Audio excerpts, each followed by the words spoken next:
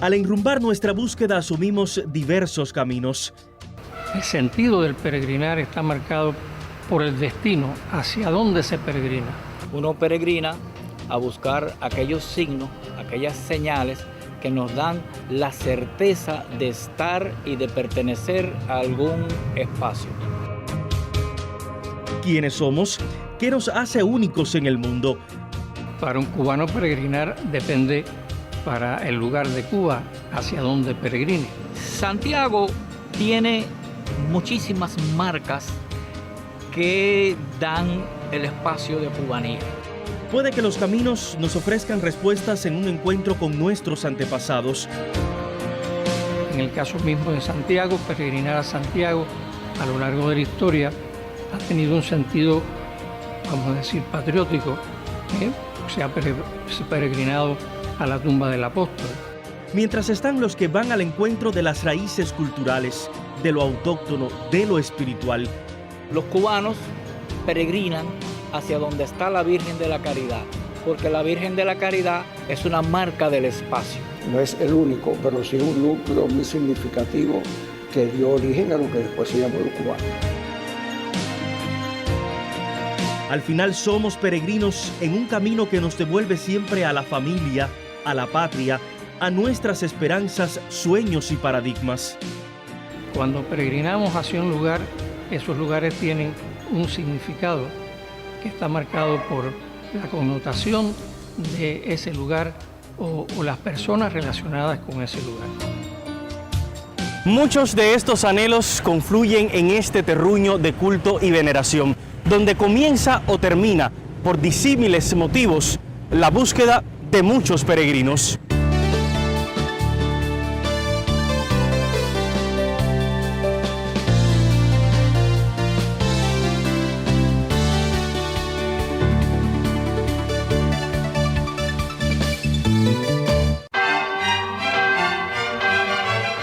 Nuestra búsqueda comienza en uno de los más antiguos templos coloniales de Santiago de Cuba.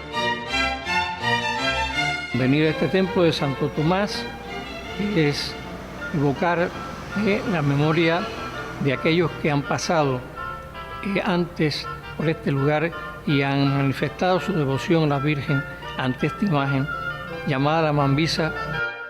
En este sitial de recogimiento, el padre Catasús se siente cercano a su fe y a las raíces de Cuba. Para confirmarlo, identifica entre tantos un símbolo de interesante y enigmática historia que resguarda esta iglesia. Padre, que en la tierra cubana riegas desde lo alto tu amor. Peregrina por tradición, fue esta la imagen que el 8 de agosto de 2010 comenzó una travesía de oriente a occidente. Unos 30.000 kilómetros recorrería en un viaje que culminó en 2011 como parte de las celebraciones por los 400 años del hallazgo. Pues así como muchos cubanos peregrinan al Cobre, vienen a ver a la Virgen, ahora es la Virgen, en este caso la imagen de la Virgen Mambisa, la que peregrina, va en busca de sus hijos para bendecirlos a cada uno en sus lugares donde viven con su familia. Y ese, podemos decir así, ha sido una visita especial de nuestra Madre, representada en esta imagen que tiene esa importancia histórica.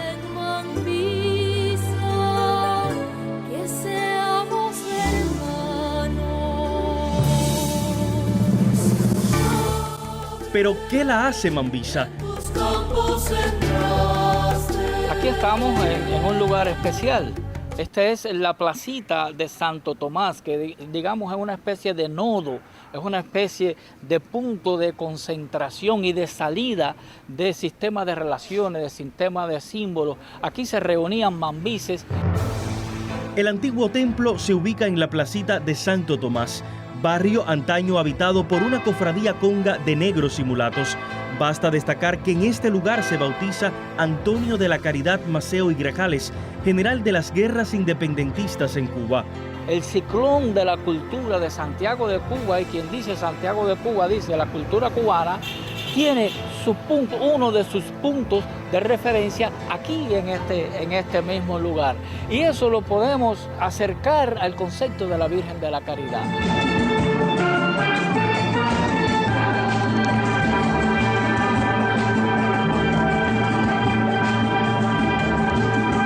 La Virgen de la Caridad es la manera de ser el cubano en su religiosidad. Al amor eleva. La Virgen de la Caridad es uno de los puntos nodales de la cultura cubana. Es un punto donde viene y va la simbología. Desde la Iglesia Católica sale hacia la cultura popular ese concepto de Virgen y de la Virgen de la Caridad, que es la Virgen cubana. Pero desde aquí, desde esta cultura popular que usa ese concepto, también entra hacia la iglesia, entra toda esa razón de ser, todo ese movimiento. Virgen de las llanuras y las montañas. El padre Catasús es también un promotor y un poeta que ha escrito poemas a la Virgen cubana. Ostenta por su vínculo con la cultura la llave de la ciudad, y este sitio es esencial para afianzar sus saberes sobre las expresiones del arte que confirman la esencia criolla de nuestra advocación mariana. Desde aquel primer dibujo que aparece en la historia del capellán Joseph Bravo en 1766, también en el año 1830, la pintura que posiblemente sea la más antigua de la Virgen, de Víctor Patricio Landaluce.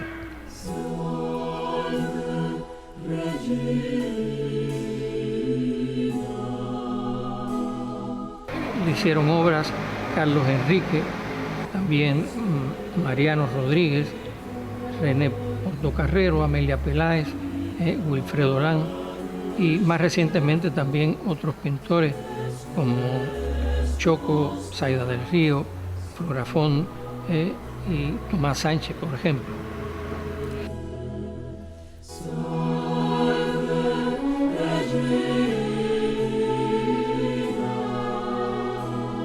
Déjame tomar asiento en tu preciosa canoa y llegar al cielo proa, navegando por el viento.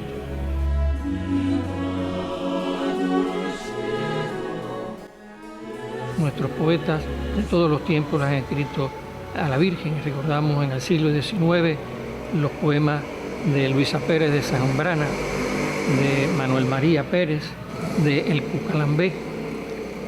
Y ya en el siglo XX hay un cuaderno precioso de Emilio Bayagas, Nuestra Señora del Mar.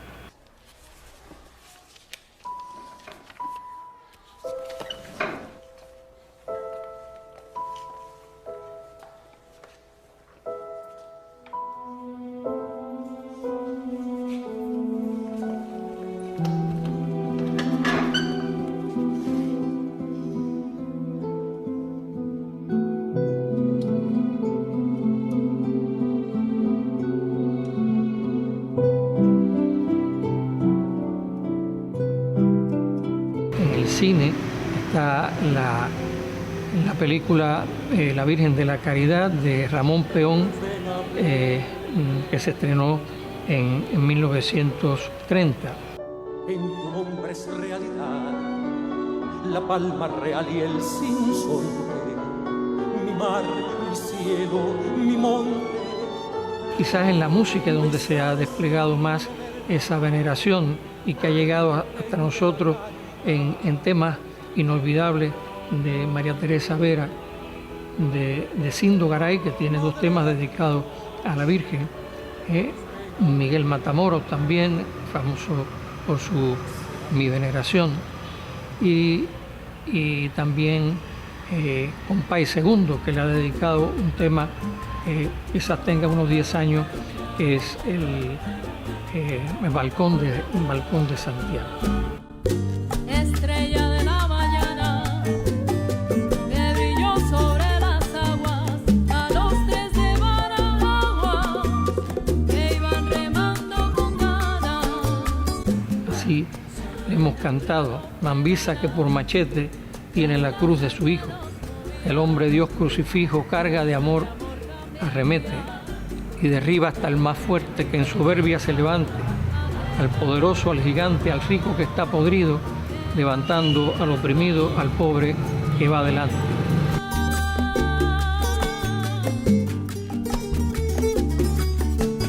Toda esa diversidad religiosa y no solo religiosa que tenemos los cubanos, siempre y cuando no absoluticemos las partes, son fortalezas. Ser más sencillo, dos indios y un negro esclavo. Es Santiago de Cuba un sitio para descubrir quiénes somos, a partir de símbolos de unidad que son también herencia y continuación. Uno entre tantos pervive entre estas montañas y atrae la atención del mundo.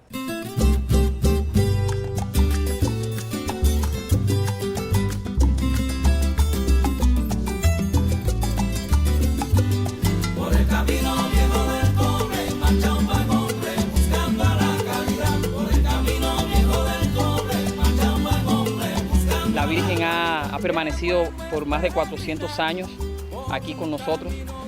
Ha sido testigo de nuestras alegrías, de nuestras tristezas.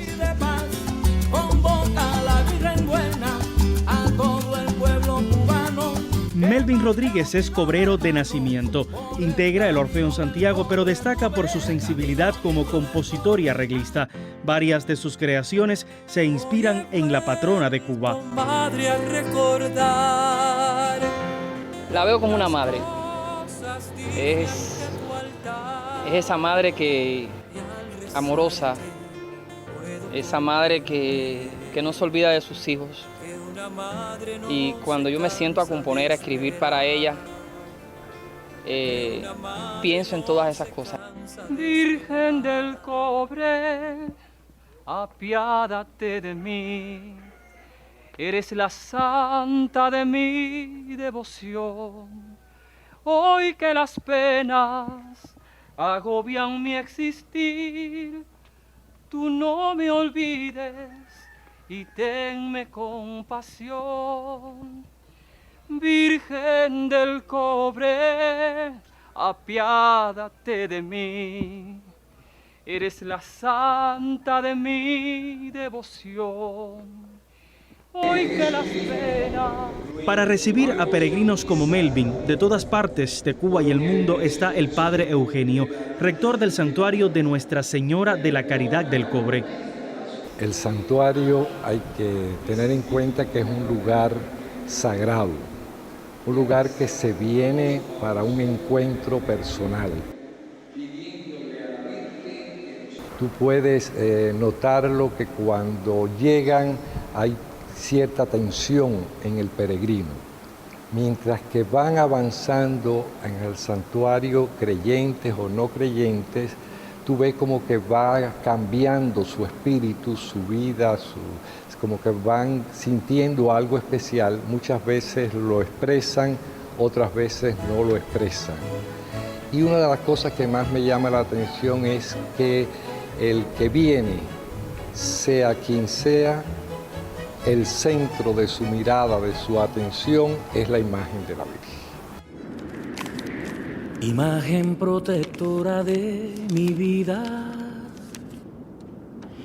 emblema de pureza y salvación.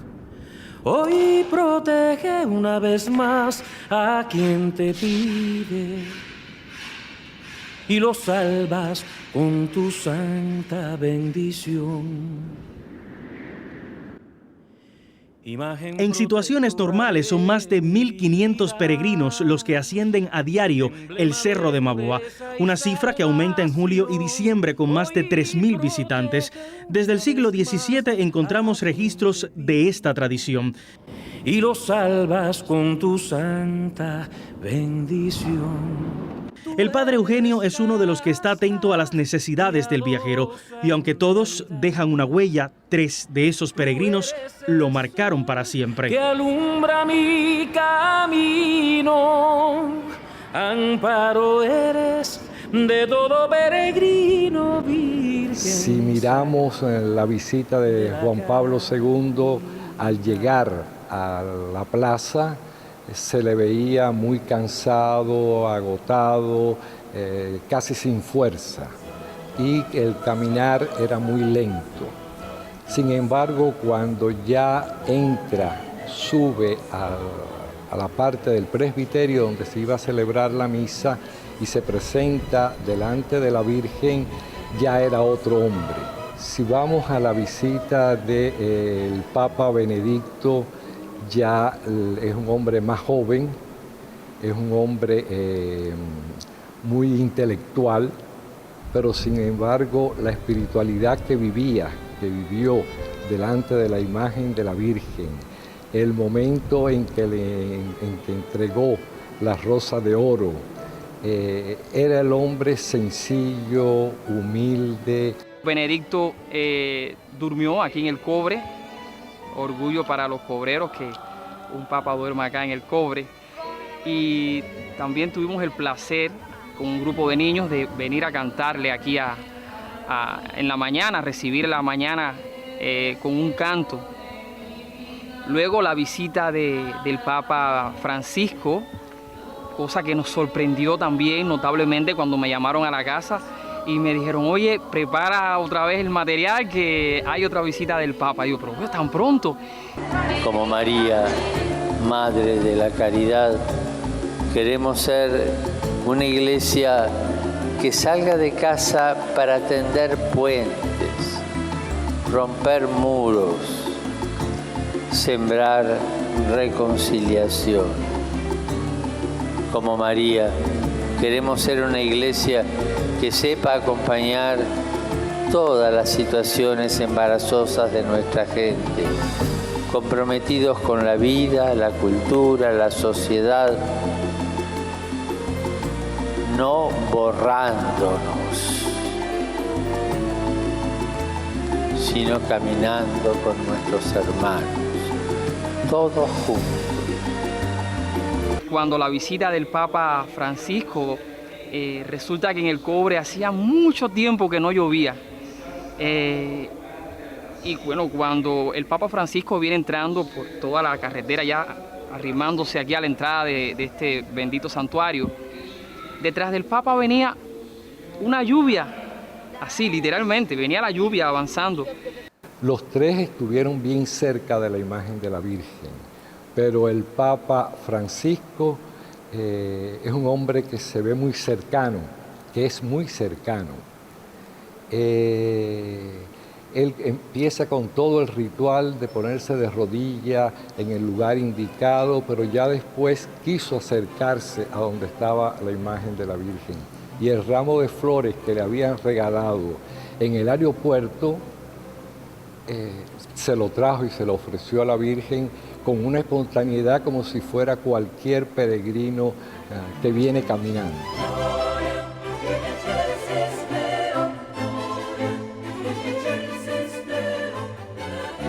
Todos dejan o se llevan algo de este sitial. Visitantes como Federico García Lorca, por poner un ejemplo, se llevaron una imagen de la Virgen, mientras muchos otros depositan sus exvotos.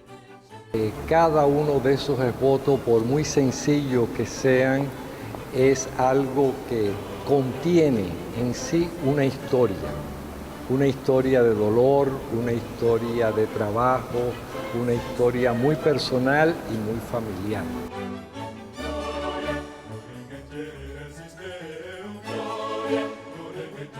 Es algo que todo el mundo lo siente muy suyo.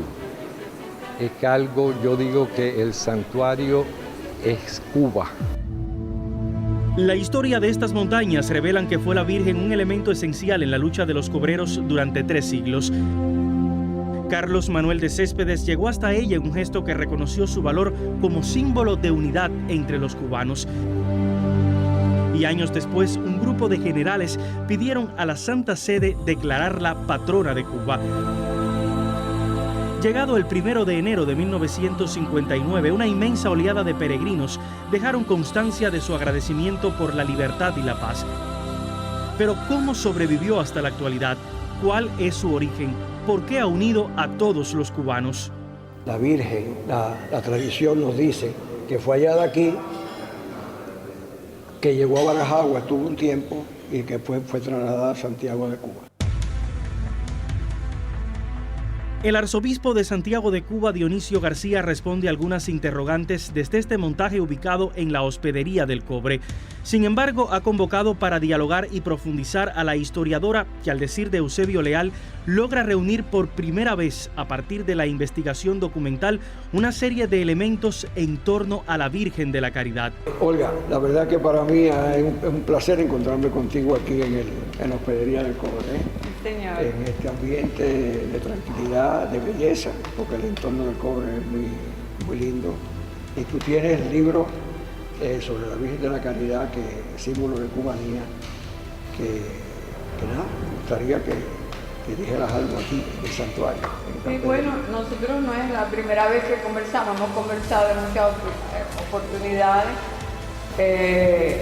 y siempre me recuerda cuando hacíamos el libro con Monseñor Pedro Medrice, que nos ayudó también a conocer algunos de los intríngulis de la problemática religiosa, ¿verdad?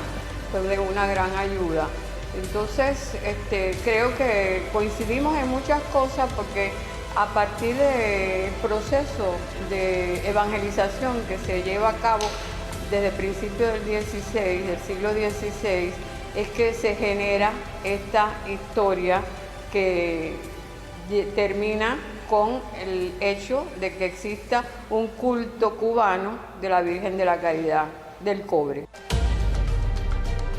Es una historia que, según la doctora Olga Portuondo, cuenta con circunstancias, lugares y personajes reales, en la cual son importantes Juan Moreno, los hermanos Hoyos, así como sacerdotes y soldados. El Cobre, afirma el arzobispo, se asume como punto donde se crea una conciencia colectiva en torno al culto.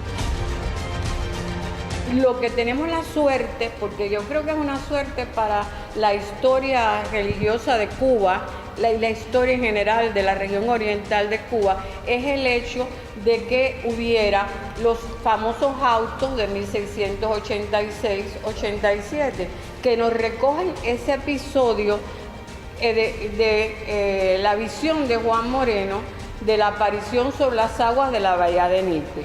Entonces, esa visión que yo creo que se elabora durante toda esa primera mitad del siglo XVII es la fundamentación de esa leyenda o de esa mítica que se adapta el criterio mariano de la caridad a la visión criolla, esa visión criolla donde están presentes el indio que transmite la cultura popular al africano y que asume la evangelización que se ha llevado a cabo a lo largo de todo el siglo XVI y XVII, porque desde la época del siglo XVI se hablaba de la presencia por los cronistas de una Virgen María. Por eso el cobrero la hace muy particular. Esta es la acá. Cada pueblo fue expresando la devoción a la Virgen de una manera muy particular. Dado el carácter, porque esto es lo importante, es decir, dado el carácter, la cultura, la idiosincrasia del pueblo, es que la gente asume la verdad de fe. No lo asume lo mismo la verdad de fe un inglés que un cubano. El cubano es afectivo. El asumir una fe no significa renunciar a lo que yo tengo antes, sino cada cual vive su fe según su cultura, según su manera de ser, porque aquí no hay dos personas iguales. Y aquí no cabe la menor duda que en el inicio del culto seguramente que había muchos recuerdos y a lo mejor vivencias recientes de cultos antiguos de los indios. Sin lugar a duda. Porque incluso en los autos se habla de referencias que tienen que ver con lo aborigen, ¿entiendes? En los autos mismos de 1687. Pero eso, es decir, eso es un dato que se cuenta. Es decir, nosotros como iglesia contamos siempre, la Iglesia Católica siempre ha contado eso como un dato, pero en el momento inicial siempre la iglesia ha tratado de compaginar cultura con la fe. Cuando esto no se da, difícil que la fe se arraigue. Y si vas al cobre, quiero que me traigas una virgencita de la caridad. Yo no quiero flores, yo no quiero estampa, lo que quiero es virgen de la caridad. Siempre digo que el cobre fue un centro, digamos, un laboratorio natural en el cual se mezclan los elementos que conforman la identidad del cubano. Trenzada de sabanas y tormentas, y tú te apareciste en el silencio, flotando humildemente entre El sentido de la peregrinación desde el punto de vista religioso es el encuentro con la divinidad, el encuentro con Dios. Ese es. Cada uno según su visión. Por eso es natural de que aquí en el Cobre, como tú bien relatas en tu libro, ya a finales del siglo XVII, ya hay anotado, se sabe que hay peregrinos que vienen de otros lugares más lejanos aquí. Ya no era solamente el Cobre, no era Santiago, no era Bayamo, que era una ciudad muy importante, la más importante casi de Oriente en aquel momento, sino ya de otros lugares. Y por eso en menos de 100 años vemos que en La Habana se hace una ermita de la Caridad, que era la ermita de indios también. En Camagüey se empieza a hacer también otra. En La Habana en el año 1630 y pico hay una cofradía de la Virgen de la Caridad. ¿Sería del Cobre? Puede ser. ¿No sería del Cobre? No podemos ni afirmar ni decir, pero estaba. Ese sentido de identidad, de lo propio, a mí me gustaría, la palabra particular me gusta, es decir, de lo particular, de lo nuestro. Yo creo que el elemento religioso tiene un peso tremendo en esa unificación de criterio y de unidad. Y en ello la caridad es la que tiene el centro. Pero para mí también implica el hecho de que los cubanos vengan al Cobre, implica de alguna manera en ese peregrinaje que siempre se ha hecho una identidad con la nación cubana. Entonces viene al Cobre incluso aquel que no cree, no es católico, pero si cree en su condición de cubano, en su amor por Cuba, viene al Cobre a rendir tributo a ese sentimiento de cubanía. No es el único, pero sí un núcleo muy significativo que dio origen a lo que después se llamó los cubanos.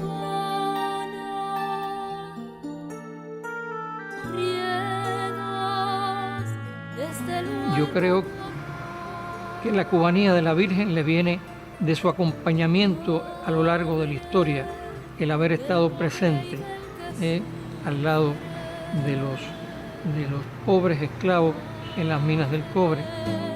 de alegría y dolor, todos tus hijos. Cuando el cubano narra la historia de la Virgen de la Caridad, es un paralelo de la historia de la nación cubana.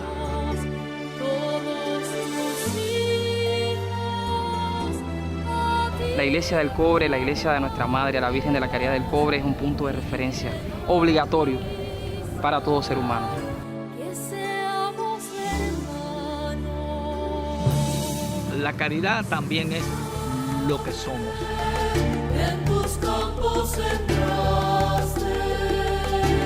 Cuando uno ve a la Virgen, contempla a la Virgen, le presenta su oración a la Virgen, estás viendo a Cuba y más allá de Cuba. La unidad a tu pueblo.